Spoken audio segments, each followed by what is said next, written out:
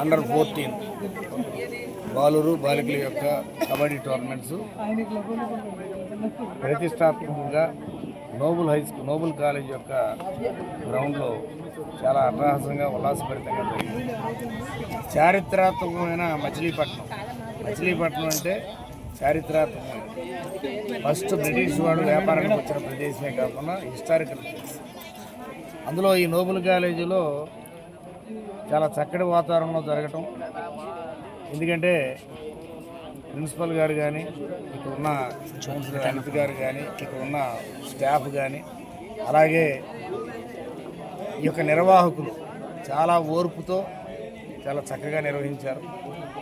ఎప్పుడూ కూడా ఆటలు అనేది శారీరక దారుఢ్యానికే కాకుండా మానసిక ఉల్లాసానికి కూడా పనిచేస్తుంది. మరి మా అన్నయ్య గారు పార్లమెంటు సభ్యుడు, ఎక్స్ పార్లమెంటు సభ్యుడు, ఇక్కడే చదువుకున్నాడు. మేము కూడా ఇక్కడే చదువుకున్నాం. వరప్రసాద్ గారిని ఆయన ఎంపీ చేశాడు, ఆయన కూడా ఇక్కడే చదువుకున్నాడు.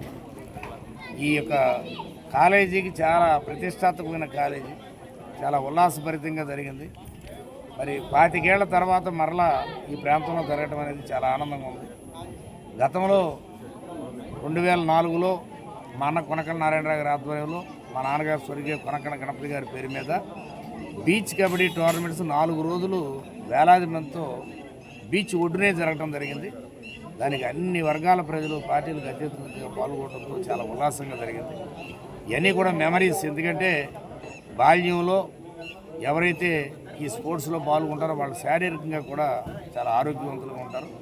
మరొకసారి ఈ నిర్వాహకులు ముఖ్యంగా అందరికీ కూడా అభినందనలు తెలియజేస్తూ, చక్కగా ఆటలతో పాటు చదువులో కూడా ముందుండాలని అందరినీ కూడా కోరుకుంటున్నాను.